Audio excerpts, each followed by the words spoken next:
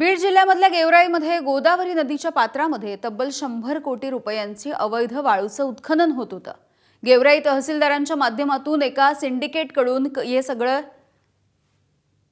गंभीर आरोप करण्यात आलेला आहे। राष्ट्रवादी काँग्रेसचे आमदार विजयसिंह पंडित यांनी पत्रकार परिषद घेऊन हा आरोप केला। या प्रकरणाची एसआयटीच्या मार्फत चौकशी करून ईटीएस सर्वे केला जावा, तसंच संपूर्ण अवैध उत्खननाची जबाबदारी गेवराई तहसीलदारांवरती निश्चित करून त्यांच्यावरती कठोर कारवाई केली जावी अशी मागणी आहे। या संदर्भात ते महसूल मंत्री आणि मुख्यमंत्र्यांची भेट घेऊन अधिकृतपणे तक्रार देखील देणार आहेत।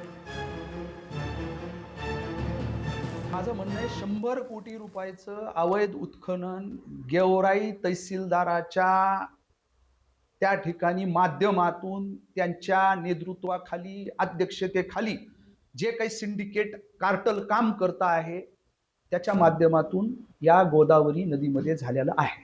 याची चौकशी व्हावी आणि हा जो सर्वेची मागणी मी वेळोवेळी करतोय, आपल्यालाही सांगतोय, तो जो काही ईटीएस सर्वे जो काही आहे याच्यामध्ये सगळ्या गोष्टीचा खुलासा होणार आहे।